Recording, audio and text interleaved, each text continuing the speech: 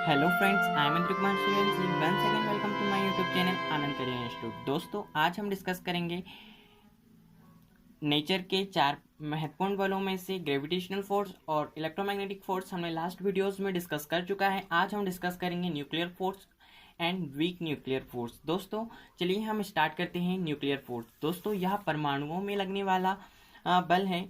यहाँ रेडियोधर्मी जो सक्रिय पदार्थ हैं उनमें इन बलों का हम अध्ययन करते हैं।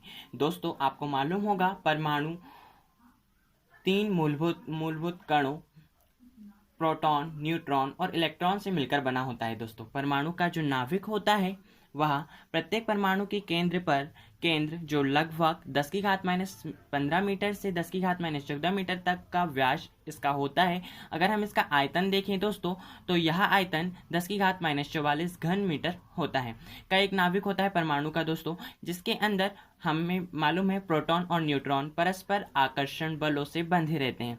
दोस्तों, परमाणु के नाभिक में प्रोटॉन और न्यूट्रॉन उपस्थित होते हैं, जिसमें प्रोटॉन धनावेशित होता है और न्यूट्रॉन अनावेशित कण होता है।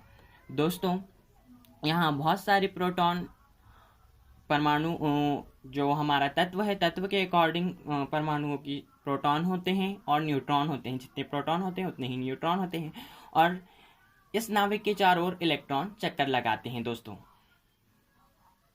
प्रोटॉन और इलेक्ट्रॉनों की संख्या भी समान होती है। न्यूट्रॉन किसी भी तत्व का जो परमाणु क्रमांक है उतना ही उसका प्रोटॉन उसमें उपस्थित धनावेशों की संख्या अर्थात प्रोटॉनों की संख्या होती है और उतने ही उसमें ऋणावेशित इलेक्ट्रॉन होते हैं। और न्यूट्रॉन कुछ कम और ज़्यादा हो सकते हैं, लेकिन उनमें ज़्यादा डिफरेंस नहीं होता है।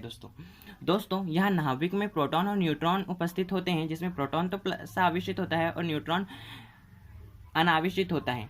अतः जिसके प्रोटॉन और न्यूट्रॉन में परस्पर आकर्षण बल द्वारा यह बंधे रहते हैं। लेकिन यद्यपि प्रोटॉन धनावेशित होता है, यही वहाँ पे कहा गया है आवेशित कण है तथा न्यूट्रॉन अनावेशित कण है, अतः प्रोटॉन के मध्य विद्युत प्रतिकर्षण बल लगना चाहिए। लेकिन प्रोटॉन न्यूट्रॉन तथा न्यूट्रॉन के मध्य समान आकर्षण बल लगता है, जिससे वे नाभिक के अंदर आपस में बंधे रहते हैं। दोस्तों, इस बल को ही हम नाभिकीय बल कहते हैं या न्यूक्लियर फोर्स हम इसे कहते हैं।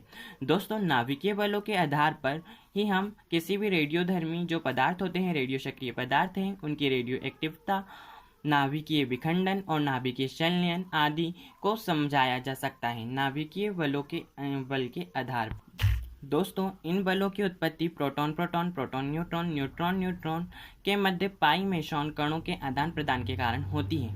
दोस्तों, यहाँ पाई मेसॉन कण जब हम परमाणु में रेडियोधर्मी जो सक्रिय पदार्थ होते हैं, जब हम उनका इलेक्ट्रॉनिक फ्यूजन करते हैं, हम उसमें विद्युत धारा प्रवाहित करके उनको विखंडन करते हैं, तो अत्यधिक संख्या में उच्च ऊर्जा में जो प्रोटॉन्स हैं वह निकलते हैं और पाई मेसॉन कणों के आदान प्रदान से हमें इन बलों की उत्पत्ति हुई है। दोस्तों, अब इसके जो हमारा न्यूक्लियर फोर्स है उसके प्रमुख गुण देख लेते हैं। यह बल आवेश पर निर्भर नहीं करता है। दोस्तों, यह बल लघु परिसरीय बल है, अर्थात यह परमाणु पे लागू होता है। यह बहुत ही छोटे क्षेत्र में ही यह बल कार्य करता है, अर्थात जो इसका एरिया है, जो हमारा क्षेत्र है, उसकी जो रेडियस होती है वह 10⁻⁻15 मीटर से कम होनी चाहिए। उससे अधिक रेडियस पर यह लागू नहीं होता। यह बल संतृप्त बल है, अर्थात नाभिक में चाहे जितने भी प्रोटॉन व न्यूट्रॉन हो, किसी एक प्रोटॉन या न्यूट्रॉन को नाभिक से अलग करने के लिए दोस्तों हमें समान किसी भी एक प्रोटॉन को भी हमें अगर नाभिक से निकालना है तो हमें एक समान बल ही लगाना पड़ेगा। दोस्तों, यह बल नाभिकीय कणों के बीच की दूरी के अनुसार आकर्षण प्रतिकर्षण अथवा शून्य कुछ भी हो सकता है। दोस्तों, जब हमारी जो त्रिज्या है, हमारे परमाणु की त्रिज्या 0.5 × 10⁻⁻15 मीटर से अधिक होती है तो यह आकर्षणात्मक प्रकृति का होता है। जब हमारे परमाणु की जो त्रिज्या है नाभिक की वह 0.5 × 10⁻⁻15 से कम होती है दोस्तों, तो यह प्रतिकर्षणात्मक होता है, क्योंकि जो प्रोटॉन है दोस्तों वह प्लस आवेशित होते हैं और न्यूट्रॉन अनावेशित होते हैं। लेकिन जब इनका ये बहुत ही अधिक पास आ जाते हैं दोस्तों तो वहाँ न्यूक्लियर फोर्स में प्रतिकर्षण गुण उत्पन्न हो जाता है, यह एक दूसरे को रिपल्स करने लगते हैं। तो उसके लिए त्रिज्या जो नाभिक की है वह 0.5 × 10⁻⁻15 मीटर से कम होनी चाहिए, तब यह प्रतिकर्षणात्मक प्रकृति प्रदर्शित करेगा दोस्तों। लेकिन अगर हमारी जो त्रिज्या है वह 4 × 10⁻⁻14 मीटर हो या उससे अधिक होती है होने पर यह बल शून्य हो जाता है, अर्थात यह बल लागू नहीं होता है दोस्तों। यह सर्वाधिक तीक्ष्ण बल है, अर्थात बहुत ही अधिक तीव्रता से परमाणु को अपनी ओर आकर्षित करता है दोस्तों। अब आइए हम देखते हैं क्षीण बल, वीक फोर्स दोस्तों। जब हम रेडियो धर्मी पदार्थों में इलेक्ट्रॉन विद्युत धारा प्रवाहित करके उनका फ्यूजन करते हैं, उनका विखंडन करते हैं, तो जब हम किसी भी रेडियो एक्टिव पदार्थ जैसे यूरेनियम, सीजियम, फ्रांसियम, एंगस्ट्रॉन्सियम, ऐसे बहुत से रेडियो सक्रिय तत्व हैं दोस्तों जो आवर्त सारणी में नीचे की ओर पाए जाते हैं, इन्हें हम भारी तत्व भी कहते हैं दोस्तों। इन बलों में जब हम विद्युत धारा प्रवाहित करके इनका विखंडन करते हैं तो हमें जो इनमें उपस्थित उच्च ऊर्जा स्तर के जो प्रोटॉन्स होते हैं वह अत्यधिक तीव्रता से निकलते हैं, जिन्हें हम बीटा क्षय कहते हैं दोस्तों। बीटा क्षय में जब प्रोटॉन न्यूट्रॉन में बदलता है तो पॉजिट्रॉन, इसे हम 1,0 इलेक्ट्रॉन से प्रदर्शित इसे इस प्रकार से व्यक्त करते हैं, के साथ एक अन्य कण न्यूट्रॉन उत्सर्जित होता है। न्यूट्रॉनों उत्सर्जित होता है जब वह बीटा क्षय में जब न्यूट्रॉन दोस्तों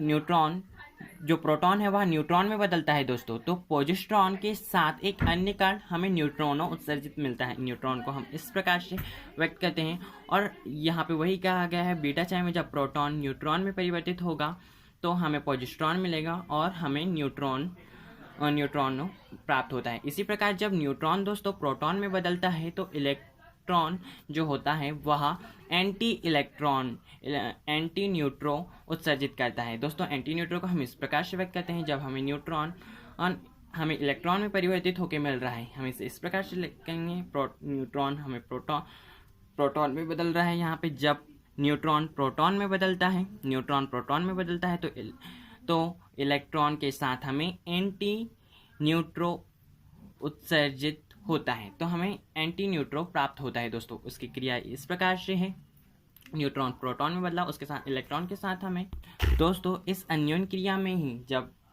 न्यूट्रॉन प्रोटॉन में बदलता है, प्रोटॉन न्यूट्रॉन में बदलता है और न्यूट्रॉन प्रोटॉन में बदलता है, तो उस समय इस अन्योन क्रिया में लगने वाला जो बल होता है उसे हम क्षीण बल कहते हैं या वीक न्यूक्लियर फोर्स भी कहते हैं, हमें वीक फोर्स भी कहते हैं। नोट कर लीजिए दोस्तों, ये बल मूल कणों के बीच लगने वाला तथा अति लघु परिसरीय बल है। आई होप आपको दोनों बल क्लियर हो गए होंगे। Thank you for watching my video.